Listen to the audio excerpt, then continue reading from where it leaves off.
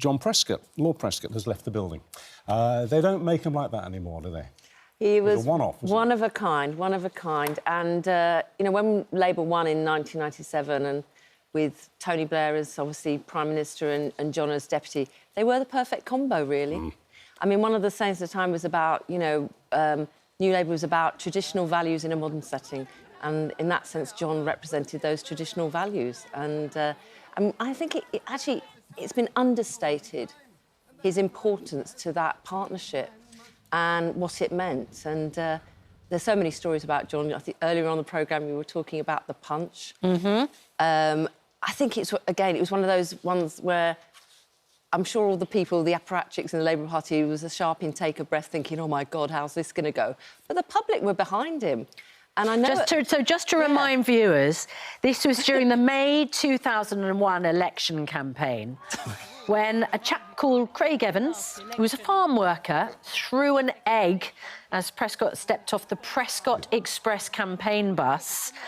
And Lord Prescott aimed a left jab at him before a scuffle ensued and the police intervened. The MP said, I was attacked by an individual.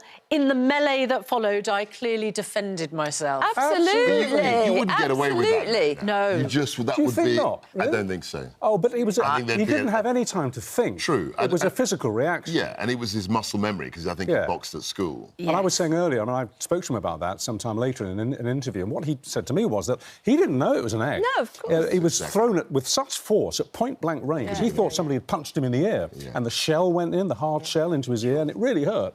And it was an instinctive counterpunch. That was right. And he also, I don't think he'd get in trouble for that. He also had his staff do. with him. You see a woman at the front there, one of his member staff, and I heard afterwards that one of the things was he was really worried. He was really worried it was more than an egg. Of course. And therefore he was not only defending himself, he was worried about his staff who were with him as well. But, I mean, again, you know, the public, when they saw it, obviously it was everywhere, they got behind him. Loved it. And I think they met up. I think the guy who threw the egg later on met up. And there was a sort of, like, you know... there was sort of, you know, a peace treaty ensued. But you were saying in the break, though, that you campaigned with John Prescott. He was on the battle bus with you. Well, he was both up in Yorkshire. Yeah, well, one thing, we always got him coming into the centre of Doncaster, and he'd come in with the bus and get off and do... So one of those sort of, like, soapbox type sort of thing, get up. You could be guaranteed there would always be someone there who would be, like, heckling, but, you know, he was great with people like that and wasn't, you know, it wasn't managed. You never knew what was quite going to happen with John. That kept all the Labour Party staff very nervous about it. But he was authentic. And one of the things, you know, about John as well, people did, you know, a number of journalists and others, and even other MPs, took the mickey out of him because, you know, he wasn't posh by any stretch, you know, and sometimes he got his words muddled up. We all do that. Wasn't there? A lot of that, actually, Richard. And you think about his journey to that high position in our country, what that took. I mean, someone from a very, very ordinary background having an extraordinary life that no one could have imagined. Tony Blair has released a statement this morning. It is no exaggeration, he says, to say the Labour Party could never have won 3 consecutive full terms without John. He was a commanding presence. He represented the wing of the party, which was not New Labour, but he did it in a way which never reduced the effectiveness of our appeal and indeed extended it, broadening the base of our support. And Tony Blair goes on to say, I relied on him many times when in difficulty, under attack, and less well-known when I needed someone whose gut instinct I trusted better than my own. Wow. That makes sense. Because actually what you said at the beginning was exactly right. I mean, as someone who was on the other side, and I was a candidate, I think, in 2005, you know, it was a very well-balanced team. You didn't think of Blair and Brown. You thought of Blair representing essentially the urban, dare I say, trendy New Labour side, and John Prescott couldn't be more different. And I think it was a very good pairing in that way. Don't we miss that kind of politician these days? I mean, he was a great big full pint of foaming bitter, and now we've got so many lukewarm glasses of milk, haven't we? Well, there's some... You know what I'm saying? I think Angela Rayner's pretty, you know, she can give it... I think she could land on somebody if they went for her. We're going to... There's the whole Rees-Mogg, you know, he's not... Whether you love him or loathe him, he's not a bland, lukewarm presence. No. But I think that modern political life is much more constrained in terms of social media and what you can do. So I think a lot of things that happened 20 years ago would be monstered or savaged. Or cancelled. Or even Basically, what you're saying is John Prescott right. would have been cancelled back in the day. He could have been. Yeah, Some of the things he said, some of the things he did. So I think there was more width, there was more room to be a personality. I know. And our hearts go out to his family dealing with his loss. And, you know, as a journalist, as an interviewer, he was just fun to interview because he said what he thought and he was totally prepared and he was off to script. have a fight with you on air. He was a human being. Yeah. Whereas a lot of the time when you're a minister, you're scripted within an inch of your life. I bet you and are. You've got to say everything, you know. And the reason is that if you veer off the line, then you'll be monstered. You'll be said, you know, minister doubts Prime Minister, whatever it is. And I think someone like John just was himself. Didn't you say he got into a punch-up with Piers Morgan when Piers was doing the show? I wouldn't say a literal punch-up, no. The interview, yeah. I think we're still trying to track down that, that interview. You can definitely find it online. Right, let's move on to some other news then. Should we talk about Captain Tom? Yes. Yeah, there's a real sour taste this morning, isn't there, about the legacy of Captain Tom. I mean, reports saying basically that the family have cashed in on his made more than £1 million for themselves through their association with a charity set up. Kept the money from a book deal. It was so moving, wasn't it? Those scenes when he started his walk at the beginning of COVID, COVID and all of this, and just what he brought to people, just his sort of this old man, sort of, and his hope, and he was doing things and for such good causes. And I just hope that in terms of what has happened, and they've seemed to have profited from the association with him, that we can just still remember he was trying to do his best to raise money for the NHS, and that's not lost. He's a hero. No. I think the family... I mean, again, I think everything's got to be... you've got to have balance. The fact that they took a salary, I think people can understand, you know, you need to take a salary to run the charity. But £1 million? I mean, that's a huge... Well, it's the Charity Watchdog report here, and it's concluded, and I'm quoting, that there have been repeated instances of misconduct by the veteran's daughter, Hannah Ingram-Moore, and her husband, Colin. Separately, a £1.4 million book deal and an £18,000 award ceremony appearance fee were amongst the financial benefits that they enjoyed through their links to the Captain Tom Foundation. Like I say, it just leaves a really sour taste because people gave that money in good faith, you know. Yeah, absolutely. And spent that money in good faith. They've said it's unjust, this damning report from the Charity Commission, but the Commission has called on them to make a suitable donation. Yeah. But that's up to them. There's no binding legal force to them. No. There's no accusation of criminal behaviour. No. Yeah. It's a question of good taste and morality. That's right. Yeah. But it's also a sign that the Charity Commission is doing its job. I mean, we do need... Obviously, there's so many people do such fantastic work every single day for good causes, and they're not always the big national charities. So, but sometimes, you know, you do need the Commission to step in when things aren't going in the way that people would expect. People want to know that their money and their support is going to what they want it to go to. Well, I wonder if they should be stepping in a bit earlier, actually, as these things are unfolding and saying, well, can we just take a look at this? It's difficult to do that. It's always a fine line to judge because, you know, you want people to run charities and not feel that they're being policed, you know, by a sort of police state big brother because it's, you know, individual initiative. And presumably the people who give...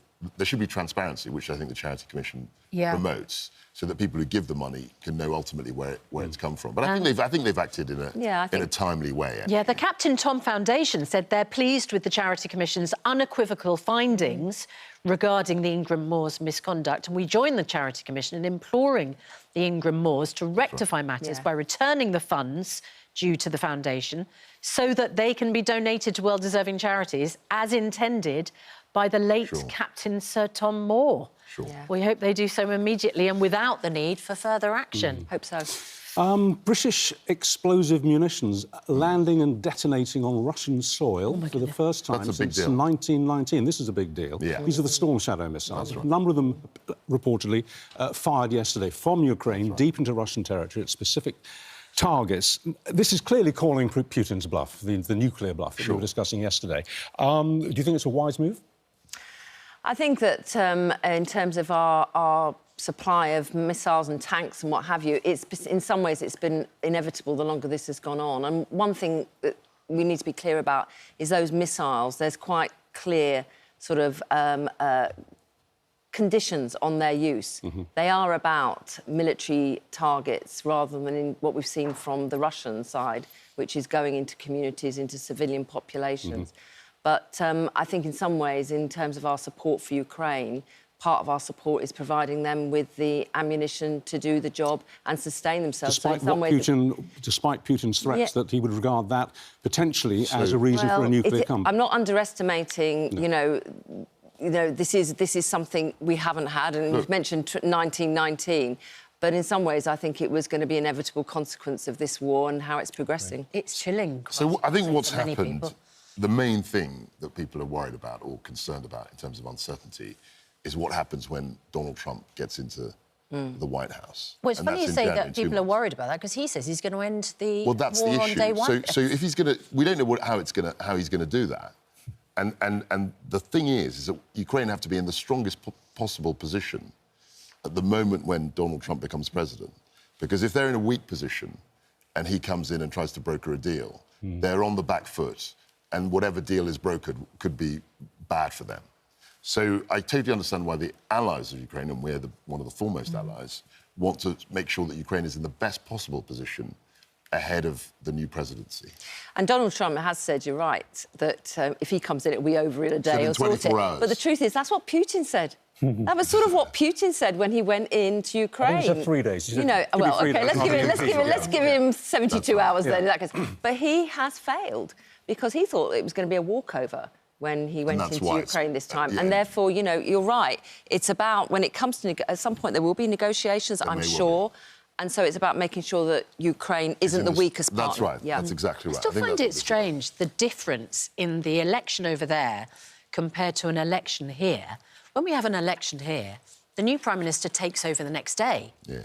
Over in America, Joe Biden can do whatever he likes, it seems, up until January the 20th. And that's what other countries are doing. I mean, I remember when Obama came in 2009, there was a 2-month gap, obviously, and Israel, I think, sort of went into Gaza. And they used that gap to try and strengthen their position, and I think that's what people do. So even though the American electorate have thrown out the Democrats still have a good couple of months. For the inauguration and all of that. I mean, it used to be 4 months. I mean, way back when, it was a 4 month... It was in March. I just wonder if it was the other way round.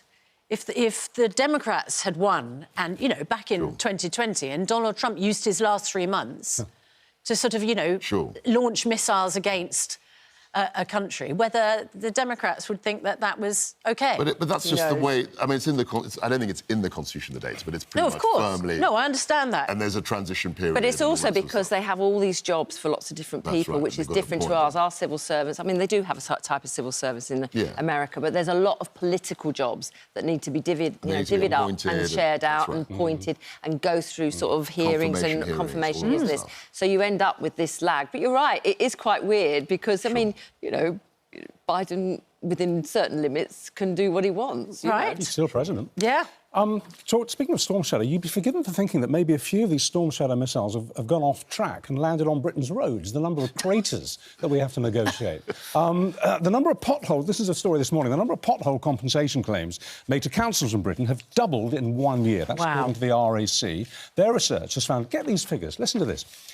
Nearly 20,000 claims submitted to 18 authorities in 23, compared with 8,000 in 2022. Yeah, it's incredible. I mean, it's extraordinary, isn't it? It is incredible, and I think, you know, the weather we've had as well over the last few years, it seems to be raining non-stop, hasn't it? I've read somewhere that Rod Stewart was giving up on his supercars. I'm not a big car person. No, you're right. His supercars, I don't know. Because he can't trust them on the road. But wasn't there a story before that? He actually went out with some mates to actually fix a pothole. Here he is. It's a road that leads up to his house. And, yeah, his mates have filled up the holes themselves with gravel, but he said it keeps coming out, obviously, because it's not a proper job. And he's worried about his very expensive cars having their suspension smashed as they go through the holes. Have you driven into a pothole? I was coming back from Hull, driving back from Hull, actually, to Doncaster. It wasn't so much a pothole, but the whole road, I think, the M62, was basically backed up. And apparently there was a pothole in the road. Right. And on social media, there was someone from the Highways Agency actually showing how deep it had gone. And it literally stopped all the traffic for 2 hours on a major road. Well, I'm getting 2 new front tyres today. Because I hit a pothole 2 days ago, and I've got the pictures. I brought them in just to show you. That's one wheel. Wow. And then let's see, and that's the inner bulge in the other, which doesn't look too bad, but it's really dangerous. So yeah, it's getting two very expensive new. Thank you very much. New tyres. Are you going to sue for compensation? Well, I'm going to have a look at it. I'm not sure where. It was at 4 in the morning on the drive-in here, and it was. I was going over a speed bump slowly, obviously, because it was a speed bump, about 15 miles an hour, and it was like a trench on the other side of the bump, so I couldn't see it. Boom, boom, you know, into the thing. So I slowed up, had a look, thought, well, it's drivable, and yeah, it's. Where was that? Today. Where? It was. It was about a mile this side of Shepherd's Bush. Oh, OK. Coming from Cricklewood. The you're gonna avoid that. payments in terms of compensation average at £260 each, but the RAC says a typical repair bill is £460. So if you did get compensation, it wouldn't cover the bill. My two tyres are more than that together. Yeah. Yeah. Can I ask how much sleep you got last night? Because apparently we are losing the equivalent of 25 days' sleep a year. Wow. Do you sleep Measured well? against what? How much are we meant to sleep? 8 hours? Is that 8 We hours? are supposed to sleep for 8 hours. No, That's the recommended amount. We get just 6 hours, 25 minutes on average. Sounds about right. And I mean, it's the wrong morning to ask you how much sleep you got, isn't it? Because you were probably up very early for this programme. Well, I actually was out at an awards thing. It was Index on Censorship, which was supporting journalists around the world who actually are really incredibly brave in terms of reporting. Yeah, we so it was a really moving evening, but by the time I got back, and I hope it probably shows, I had about 5.5 hours sleep last night. That isn't my normal. I try to get about at least 7 a night. That's my usual. You look very fresh on it. Thank you. The makeup department has done a good job. They did a good job. Thank goodness for makeup every morning. No, I don't. I mean, I think 8 hours, especially in politics, when we were when I was in the House, that was a dream that was unattainable. Margaret Thatcher. That was unattainable. I think that's showing off. Did she really? And Winston Churchill about the same, I think. I mean, when I was in cabinet, I mean, you literally you don't know what's going on. People are pinging messages all the time. Surely you switched your phone off when you went to bed. Not really. No? Because you don't know what's going to happen. Really? You don't know what's going to happen. I mean, you know, in my episode, you'll remember, you know, there were markets opening in Asia, and I was looking at what was going on, and it was at 3 in the morning. It can have a really detrimental effect on your health. You know, we choose to do the life. But, you know, you're in a high-pressured environment where things can happen all the time. Especially when I was energy minister, you know, there were blackouts, there were fuel protests, there's all sorts of things with Russia and what the gas prices are doing. And you do want to keep up with what's going on. Did you ever catch up with your sleep? Did you have a nap? Yeah, on the weekends, you just sort of, you know... Just lie in bed. I actually once said at one point, I probably, you know, I shouldn't have done it. I sort of said, well, sometimes at the weekends I'll have a bit of a duvet half a day or something like this. Okay. And then there was some of the papers put out that Caroline Flint recommends as if taking a day off work for a duvet day. I literally was, you know... exactly. I can't, exactly. But Ben Wallace said the same. He had about 4 phones. Yeah. And he'd have them, you know, by the side of his bed. Yeah. Or however many there were, and they were pinging, and that's one of the reasons... We're straying into almost reality television territory here, because we're hearing about your life in bed. And there's a fantastic new reality series which I cannot wait to watch, called, what is it, Meet the Rees-Moggs. Now, they're being very chary about releasing clips from this, but we have got the trailer, which we haven't seen yet. So this is the cameras going into the palatial country home of the Rees-Moggs to meet them, the couple, and their 6 children, who are all named after saints. Yes. Yeah. This is Jacob Rees-Mogg, by the way. He used to be the MP for North East Somerset when he lost his seat. But he's not going to lick his wounds, he says. Life goes on. What's next should always be the question. I'm not a dog. What's next? Yes, what's next? Oh, licking his wounds, you mean? Exactly, yeah. What's next is this Meet the Rees-Moggs series.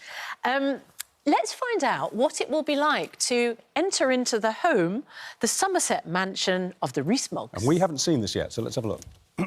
Oh, I'm so excited. So apparently, the 5-part docuseries includes Rees-Moggs housekeepers scrubbing away anti-conservative graffiti from the grounds, ironing the former MP's boxers and polishing his silver. Wow. Who even thinks about ironing boxers? No. I thought you were going to say ironing his newspapers. You know, that's the next episode. Does that as well. Kwasi Kwarteng, how important is privacy to politicians? And I think it's very important, but then if you invite the TV, cameras into your house, I think everything's open really. And Jacob is a very clever, cunning sort of person. I mean, he's a friend. But he's somebody who would have thought very deeply about how this is going to play. Is he angling for a return? Oh, I think so. Right. I mean, I don't. So this think, is his pitch. I haven't had the conversation with him, but Yeah. I think he wants to. But it's hardly sort of man of the people stuff. Well, he's never been a man of the people. No, he's never been a. You know, he is what he is. He's never pretended to be. He's never to be pretended fair. to be. I mean, Actually, at the beginning of this discussion, you said that he was the most like John Prescott. Well, in a the way. sense that he's unashamed exactly, of his and he's roots, always his been background. himself. He's always been himself. He's never pretended to be a football team supporter or Right. into popular music worked in McDonald's or any of that Yeah, stuff. yeah, yeah. He is who he is, and he doesn't And make his any wife bones is of who it. she is. I love this quote from her. Hélène de Cher. She said, when his wife, apparently on camera, is asked whether it was love at first sight when they met, she quickly replies, "Oh, no." She said, "Oh, but obviously I didn't tell him that." Very good. It's going to be fun. Yeah. Well, I know them both, and they're both incredibly honest, generous people. Right. Yeah, very good. Have we got time for one more? Yes. The Archbishop of Canterbury. Gone but not forgotten, because he's not gone. He's hanging on, apparently, and doing all his Christmas Well, jobs. only to... I mean, I think you've got to give someone space. I mean, I thought this about Boris. I think this about lots of people in this sort of position. When they say they're going to go, I think it's only a courtesy to give them, not forever, but to give them a period when they can get their affairs in order, get Well, that's their head one in thing, the right but place, and then leave. if he makes the Christmas address, do we really want to listen to the guy who resigned because of what he No, but didn't do? we know he's you know, essentially, dare I say, fallen on his sword. He's resigned, he's out. And I think just a sense of dignity and process, you just got to give him time. Well, that's to a go. very Christian... And it's not as if he's going to be there forever. I think January the 6th. January, yeah. So that's Epiphany. what? Yeah, 6 weeks, 7 weeks. It's a sort of I think that's appropriate fair. date, isn't it? Yes. But to say, you know, when he's gone and then just to sort of expel him and, you know, say, you know, clear off, we never want to see you again. Yeah. I think in a Christian church, I think is a bit uncharitable. Yeah. I think it's a perfectly good point. Thank you, Caroline.